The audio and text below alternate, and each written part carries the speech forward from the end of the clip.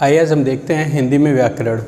हिंदी व्याकरण की शुरुआत अगर करनी हो, आपको चीज़ों को जानना हो तो किस तरीके से हम शुरुआत कर सकते हैं। तो सबसे पहले बात आती है व्याकरण है क्या, हम क्यों इसको पढ़ें, इसकी हमें आवश्यकता क्या है। तो किसी भी भाषा को शुद्ध रूप से पढ़ने के लिए, लिखने के लिए, बोलने के लिए जो हमें नियम और सिद्धांत मिलते हैं वो किसके थ्रू मिलते हैं, व्याकरण के थ्रू मिलते हैं। अब इसका मतलब क्या है, लिखना पढ़ना तो ठीक है, बोलने का क्या सेंस है। बात सही है, अगर हम पढ़ेंगे सही तो हम बोलेंगे भी सही। उच्चारण अगर हमारा सही होगा तो सामने वाला उस चीज़ को अच्छे ढंग से, प्रभावी ढंग से समझ भी पाएगा। कहते हैं कि पढ़ लिए, लिख लिए। अब आप लिखते क्या है, जो आप सुनते हैं उसको लिखते हैं। तो अगर सही सुनेंगे मतलब अगला सही उच्चारण करेगा तो आप सही लिख पाएंगे। तो व्याकरण हमें इन तीनों में ही पारंगत बनाता है, चाहे बात पढ़ने की हो, चाहे लिखने की हो और चाहे बोलने की हो। इन तीनों ही चीज़ों को शुद्ध रूप से लिखना, पढ़ना, बोलना हमें व्याकरण के द्वारा सिखाया जाता है। अब अगर हम बात करें व्याकरण के भाग कितने हैं, तो व्याकरण के 3 भाग हैं, वर्ण विचार, शब्द विचार और वाक्य विचार। बात आती है वर्ण क्या है। वर्ण या अक्षर। अक्षर का अर्थ है अक्षर, जिसका क्षर ना हो सके, मतलब जो अनाशवान हो, जिसका नाश ना किया जा सके, जिसके टुकड़े ना किया जा सके, वो है हमारा वर्ण। और वर्णों के मेल से ही हमारा क्या बनता है, शब्द। वर्णों के मेल से शब्द तो बहुत सारे बन जाएंगे, लेकिन कैसे शब्द, ऐसे शब्द जो अर्थपूर्ण हो, जिसका कुछ अर्थ निकले, वो है। और शब्दों को अगर एक सही क्रम में मिलाया जाए तो एक वाक्य तैयार होता है। लेकिन कैसे शब्द, जो सुव्यवस्थित और सही ढंग से यूज किए जाए। तो इसी तरीके से व्याकरण को हमारे 3 भागों में बांटा गया। वर्ण से शब्द, शब्द से वाक्य और वाक्य से पद बनता है। तो बात आती है वर्ण विचार की। वर्ण विचार में हम क्या सीखेंगे, इसके अंतर्गत वर्णमाला। वर्णमाला का मतलब वर्णों की एक लरी, उस पूरी लरी को हम जब एक साथ एक माला में घोते हैं। जैसे माला आप जब देखते हो तो मोतियाँ उसमें क्या होती है, एक ही माले में गुथी हुई रहती है। तो उसी तरीके से हम वर्णमाला का अर्थ है अक्षरों की एक माला, एक श्रृंखला जो कि आपस में क्या है, गुथी हुई है। वर्णों के उच्चारण, किसी वर्ण को किस ढंग से बोलते हैं। जैसे हम लोग बोलते हैं स स स, तो क्या ये स स स है।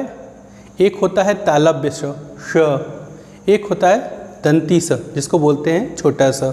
आप लोग छोटा सा बोलते हैं, लेकिन उसको हमें उच्चारण के हिसाब से बोलना चाहिए स। और एक होता है षटकोण वाला स। तो हमें ध्यान इस बात का देना है कि हम किस तरीके से वर्णों का उच्चारण करें। हमारे गले को, अगर हम गले की बात करें तो गले में कंठ है, तालु है, मूर्धा है, फिर उसके बाद दंत है, फिर जीवा है। इन चीज़ों का, दंत है, फिर ओष्ठ है। इनके इस्तेमाल के द्वारा हम वर्णों का उच्चारण करते हैं। तो कब, कहाँ, किस वर्ण को कहाँ से उच्चारित करना है, अगर हम सही ढंग से उच्चारित करें तो हम आसानी पाएंगे। जैसे अगर हम आपसे कहें बिना होठों के छुए आप प बोलिए, तो क्या आप बोल पाएंगे? ट्राई करके देखिए, नहीं बोल पाएंगे। तो उसी तरीके से है यहाँ पे वर्णमाला, वर्णों के उच्चारण, वर्णों के लिखने की विधि, वर्णों को लिखते कैसे हैं, अक्षर को लिखते कैसे, और अक्षर में भी कहीं आधा अक्षर है तो हम उसको किस तरीके से यूज करते हैं। हम लोग ब्राह्मण और ब्राह्मण में हमेशा कन्फ्यूज रहते हैं, ब्राह्मण होगा कि ब्राह्मण होगा, चिन्ह होगा कि चिन्ह होगा। इन चीज़ों को, छोटी छोटी चीज़ें हैं जो कि हम वर्णों के अध्ययन के द्वारा आसानी से जान सकते हैं। उन्हें संयुक्त करने के नियमों, जैसे हम लोग देखते हैं कहीं कहीं ऐसा लिखा रहता है और कहीं कहीं इसी चीज़ को इस तरीके से लिखा रहता है। अब इस चीज़ को हमें समझना है कि कब, कहाँ, कैसे है। जैसे व्हेल मछली जब आप बोलते हो तो व्हेल मछली में वह कहाँ पे आएगा, क्या यह होता है या कुछ और होता है। तो इन चीज़ों को भी सीखना कहाँ है, हमको सीखना है, ध्यान देना। लेकिन कब, जब हम वर्ण के बारे में अच्छे से जानकारी कर लेंगे तब। इसके बाद बात आती है आपकी शब्द विचार की। वर्णों की मदद से ही शब्द बन रहे हैं, तो शब्दों की उत्पत्ति, शब्दों का रचना, स्वरूप, भेद आदि का अध्ययन भी हम व्याकरण के दृष्टि से करते हैं। जैसे कहते हैं तत्सम तद्भव शब्द होते हैं, संकर शब्द होते हैं, देशज होते हैं, विदेशज होते हैं। इन शब्दों के बारे में हम जो जानकारी इकट्ठा करेंगे वो भी व्याकरण के माध्यम से। अगर हमें शुद्ध रूप से बोलना, पढ़ना, लिखना और सीखना है तो बिल्कुल इनकी जानकारी करेंगे। और इन शब्दों से मिलने वाले वाक्य के बारे में, कैसे वाक्य की रचना कैसे होगी। कभी कभी क्रम हम आगे पीछे कर देते हैं, उससे बहुत अंतर आने लगता है। जैसे हम कह दें गाय घास चरती है, और इसी को मैं बोलूँ घास गाय चरती है तो क्या सही है? गाय घास चरती हो तो ठीक है कि गाय ने घास खाया, लेकिन घास गाय चरती इसका मतलब क्या हुआ? क्या यह वाक्य सही है? तो नहीं। तो हमें वाक्य रचना सीखना है, वाक्य के भेद सीखना है, विराम चिन्हों का प्रयोग। कभी कभी विराम चिन्हों का सही ढंग से पढ़ें, अगर हम इस्तेमाल ना करें तो क्या होगा? अर्थ का अनर्थ हो जाएगा। इन चीज़ों का भी अध्ययन हम कहाँ करते हैं? व्याकरण के अंतर्गत करते हैं। फिर उसके बाद अब हमारे एक एक पार्ट, जैसे पहला हम वर्ण विचार पढ़ेंगे। वर्ण विचार में हम स्वरों के बारे में, व्यंजन के बारे में और इनके प्रकारों के बारे में अध्ययन करेंगे। अब जैसे हम देख सकते हैं कि वर्ण विचार में वर्ण क्या था हमारा? वर्ण अर्थात अक्षर, अक्षर अर्थात जिसका क्षर न हो, अर्थात जो अनासवान हो, जिसको कभी नष्ट न किया जा सके। अब बात आती है वर्ण है क्या? हम अपने मुख से जो उच्चारण करते हैं, जो ध्वनि निकालते हैं, अब वो ध्वनि अलग अलग तरीके की होती है। तो कभी न कभी किसी न किसी समय किसी न किसी ने उन ध्वनियों के लिए कुछ अक्षर प्रयुक्त किए होंगे। जैसे हम बोलते हैं क, तो क के लिए किसी न किसी ने सोचा होगा ना कि क ऐसे बनेगा। उस ध्वनि के लिए लोगों ने क्या दिया? एक अक्षर ले लिया क। किसी ने गमला जो आप बोलते हो तो ग के लिए किसी ने यह ले लिया होगा। इस तरीके से अलग अलग हमारे अक्षर पहले उच्चारण ध्वनि के आधार पे कुछ न कुछ उसको क्या दी गई? उसको चिन्हांकन दिया गया। जैसे हम गिनती 1 2 3 4 कहते हैं तो उसको चिन्हांकन दिया गया, उसी तरीके से इन अक्षरों को भी क्या दिया गया? चिन्हांकन दिया गया कि इन चिन्हों या इन के माध्यम से हम इन अक्षरों को जानेंगे। तो उन्हीं को कहा जाता है वर्ण। वर्ण क्या? वह छोटी से छोटी ध्वनि जिसके टुकड़े न किए जा सके, जिसको तोड़ा ना जा सके, जिसको अलग ना किया जा सके, जिनको आसानी से बोला जा सके। अब इसमें आता है भाई वर्णमाला। वर्णमाला किसी भी चीज़, अगर माला वर्ड है इसका मतलब क्या? चीज़ें आपस में गुथी हुई हो। तो यहाँ किसके गूंथने की बात हो रही है? वर्णों के गूंथने की बात है कि अगर वर्णों को एक व्यवस्थित क्रम में रखा जाए तो उस पूरे सिस्टम को हम क्या कहेंगे? वर्णमाला कहेंगे। जैसे आप बोलते हो पहले क वर्ग, फिर च वर्ग, फिर ट वर्ग, फिर त वर्ग, फिर प वर्ग, क ख ग घ अंग। इस तरीके से हम एक क्रम में बोलते हैं। एक और गलती होती है हम लोगों की, हम लोग बहुत ऐसे ही बोल देते हैं क ख ग अंग, बट ऐसा होता नहीं।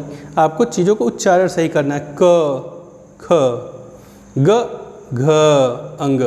चीज़ों को किस तरीके से हमें उच्चारित करना है उसी के आधार पर हम अच्छी चीज़ें बोल पाते हैं। ध्यान दीजिएगा, वर्णों के 2 भेद हैं, एक स्वर है और दूसरा है हमारा व्यंजन। व्यंजन देखिए थोड़ा अलग तरह से लिखा है। आप लोग व्यंजन व्यंजन ऐसे भी लिखते हैं,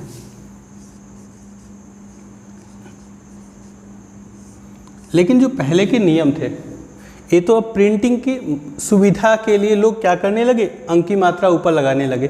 जबकि ये अंक की मात्रा इस हिसाब से नहीं लगता, बल्कि ये इस हिसाब से लगता है कि अगला अक्षर जो आता है वो किस वर्ग का है। क वर्ग का है तो अंगा लगेगा, च वर्ग का है तो इया लगेगा, ट वर्ग का है तो अड़ लगेगा, त वर्ग का है तो न लगेगा, प वर्ग का है तो म लगेगा। अब यहाँ पे देखिए ज है, च छ ज झ इया, यानी ज किस वर्ग का है? च वर्ग का। तो इसलिए यहाँ पर हमें इया यूज करना है अर्ध न के लिए, तो हमने यहाँ पे इया यूज किया। तो बिल्कुल अब के समय में क्या केवल प्रिंटिंग की सुविधा के लिए ऐसा किया जाता है, जिसकी हमको आवश्यकता नहीं है। अब बात करते हैं स्वर। स्वर है क्या? स्वतंत्र रूप से बोले जाने वर्ण स्वर कहलाते हैं, यानी जिनको बोलने के लिए हमें जो हमने 5 अंग बताए, कंठ हो, तालु हो, मूर्धा हो, दंत हो, ओष्ठ हो, कहीं भी कोई रुकावट महसूस न हो। अ आ इ ई उ ऊ रि ए ऐ ओ औ। तो स्वर क्या है? जो स्वतंत्र रूप से बोले जाने वाले वर्ड हैं उनको हम स्वर कहते हैं। अब देखिए आप, अगर देखिए यहाँ पे कितने हैं? अ आ इ ई उ ऊ रि ए ऐ ओ औ। ध्यान इस बात का दीजिएगा, आप लोग इसको ऐसे नहीं पढ़ते। आप ऐसे कहते हैं छोटी ई बड़ी, छोटा ऊ बड़ा ऊ, छोटा ए बड़ा ए। ऐसा नहीं करेंगे। हम क्या करेंगे? हम इसको सही तरीके से, अगर है ई मतलब थोड़ा कम समय लेना है, ई उ ऊ, तो आप उसको लंबा करके बोलिए, उसको ये नहीं कि हम छोटा ऊ बड़ा ऊ बोलें। ध्यान दीजिएगा। अब अगर हम इनकी संख्या गिने तो कितनी है टोटल? तो ये टोटल है आपके 11। अगर आपसे प्रश्न पूछा जाता है हिंदी में स्वरों की संख्या कितनी है, तो आपका जवाब होना चाहिए 11। अब यहाँ दूसरा प्रश्न बनता है, आप नीचे देख रहे हैं इनकी मात्राएं लिखी हुई हैं। जैसे आ के लिए क्या होता है? एक खड़ी पाई आता है। ई के लिए क्या होता है? इस तरफ घुमाया गया। बड़ी ई के लिए इस तरफ घुमाया गया। ऊ के लिए छोटा इधर, बड़े ऊ के लिए इस तरफ, री के लिए इस तरफ। ए के लिए ध्यान दीजिएगा, लोग यहाँ पे एक चुंडी लगा देते हैं, वो ए हो जाता है। ए का मतलब ही है एक चुंडी, और ए में देखिए एक चुंडी ऊपर आया, तो यानी 1 + 1 2 चुंडी हो गया। ओ आओ, हम देख रहे हैं मात्राएं हमारी 10 ही हैं। मात्राओं की संख्या कितनी है? 10। अब अगर आपसे प्रश्न पूछते हैं कि हिंदी में स्वरों की संख्या कितनी है, तो आप आंसर देंगे 11। अगर आपसे पूछा जाए हिंदी में मात्राओं की संख्या कितनी है, तो आपका आंसर होगा 10। अगर आपसे पूछा जाए हिंदी में अमात्रिक स्वर कौन सा है, तो आपका उत्तर होगा अ। अगर आपसे पूछा जाए अमात्रिक स्वर कितने हैं, तो आपका उत्तर होगा 1। फिर है आपका अंग और अह। हम इसको भी स्वर स्वर कहते चले आए हैं बचपन से, लेकिन अंग और अह को, अंग क्या है हमारा? अनुस्वार है, और अह क्या है? विसर्ग है। इन दोनों को ही मिला के कहा जाता है अयोगवाह। अगर आपसे पूछे जाए अयोगवाह वर्ण कितने हैं, तो आपका जवाब होगा 2। कौन कौन सा है? अंग और अह। 11 हमारे स्वर थे और 2 और मिला दिए गए, टोटल हो गए 13। तो अगर आपसे पूछा जाए स्वर कुल स्वर कितने हैं, तो आपका जवाब होगा 13। लेकिन अगर पूछा जाए हिंदी में स्वर कितने, तो आपका जवाब होगा 11। रुको, अब जिस तरीके से हम देख सकते हैं अयोगवाह क्या है? जो न तो पूरी तरह स्वर हो, न ही पूरी तरह व्यंजन। इसलिए इनको हिंदी में अगर स्वर पूछा जाता है तो वहाँ पे हम काउंट नहीं करते, बल्कि कहते हैं हिंदी में स्वरों की संख्या कितनी है? 11। अंग और अह को कहा जाता है अयोगवाह। इनके कुछ खास प्रगुण के कारण इनको अयोगवाह, मतलब न तो इस स्वर में ही योग किए जा सकते हैं, नहीं मिलाए जा सकते, न ही व्यंजन में। इसको मैंने एक अलग वीडियो में डाल दिया, उसको आप आसानी से देख सकते हैं। अब बात आती है कुछ महत्वपूर्ण प्रश्नों की, जिनके बारे में चूँकि आप पढ़ चुके हैं तो आप जवाब भी दे सकते हैं। अगर आपसे पूछा जाए हिंदी में स्वर, तो आपका जवाब होगा कितने हैं? 11 हैं। अगर आपसे पूछा जाए कुल स्वर कितने हैं, तो आपका जवाब होना चाहिए 11 + 2, जो अयोगवाह थे। अंग और अह, अंग क्या था? अनुस्वार, और अह क्या था? विसर्ग। 11 2 मिला के 13 हो गया। हिंदी में अगर पूछी जाए मात्राएँ कितनी हैं, तो आपका आंसर होगा 10। अगर पूछा हिंदी में अमात्रिक स्वर कौन सा है, तो आपका उत्तर होगा अ। अमात्रिक वर्ण क्या है? अ। फिर सभी स्वर क्या होते हैं? अल्प प्राण होते हैं। यह एक नया शब्द है, इसके बारे में आपको जानने की ज़रूरत भी है। इसका एक अलग से मैं वीडियो बनाऊंगा भी। फिलहाल अल्प प्राण होता क्या है? जिसको बोलने में हमें अल्प प्राण यानी थोड़े सांस की आवश्यकता हो, कम समय में ही हम बोल सकें। जिससे हम बोलते हैं क ख, तो क में समय कम लगा, ख में ज़्यादा लगा। ग घ, ग में समय कम लगा, घ में ज़्यादा लगा। तो इसी तरीके से जितने भी स्वर हैं वो तो अल्पप्राण है, क्योंकि इनको बोलने में हमें कम समय लगता है इन कंपेरिजन टू व्यंजन। फिर बात आती सभी स्वर क्या होते हैं, तो सभी स्वर सघोष होते हैं। सघोष कहने का मतलब क्या है? तो सघोष कहने का मतलब है हमारे नाद्य में, हमारे गले में यहाँ पर एक कंपन महसूस करते हैं। जैसे हम कहते हैं ग घ अंग, जब आप बोलते हो तो यहाँ पे कंपन महसूस करोगे आप, जब आप बोल के देखिए ग घ अंग। उसी तरीके से जितने भी स्वर हैं सभी के सभी स्वर क्या होते हैं? सघोष होते हैं। आप ऐसे भी याद कर सकते हो, स से स्वर, स से सघोष। That's all, thank you.